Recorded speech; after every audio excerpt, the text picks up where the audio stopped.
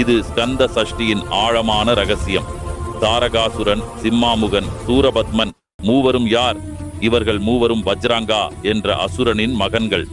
அவர்களது தாயார் உஜ்வலா எனப்படும் ஒரு தெய்வீக ஆற்றல் கொண்ட அசுர ஸ்திரீ. இவர்கள் சிறுவயதிலிருந்தே அசுர வம்சத்தின் பெருமை, வீரியம் மற்றும் அகந்தை கொண்டு வளர்ந்தனர். மூவரும் கடும் தவம் செய்து சிவபெருமானிடமிருந்து மிகுந்த வரம் பெற்றனர். அந்த வரங்களின் காரணமாக இவர்கள் 3 லோகங்களையும் ஆட்சி செய்தனர். தேவர்கள் தங்களது சக்திகளை இழந்து துன்புற்றனர்.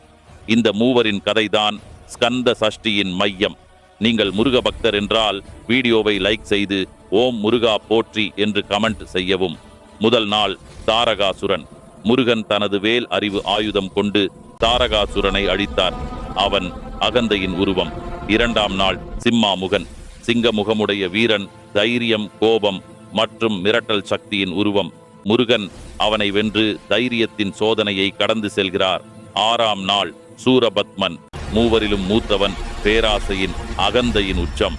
அவனே இறுதியில் மயிலாகவும் சேவலாகவும் மாறுகிறார். அதாவது அவனது அகந்தை முருகனின் சேவையிலே இணைகிறது. இதன் ஆன்மீக அர்த்தம்: தாரகாசுரன் நம் பயம் மற்றும் சோம்பல், சிம்மாமுகன் நம் கோபம் மற்றும் சோதனை மனநிலை, சூரபத்மன் நம் அகந்தை மற்றும் ஆசை. முருகன் இம்மூன்று அசுரர்களையும் வெல்வது நம் உள்ளிலுள்ள 3 இருள் சக்திகளையும் ஒழிக்கும் ஆன்மீக சின்னம். ஆன்மீக புரிதலில் ஹாலோ சந்திரன்.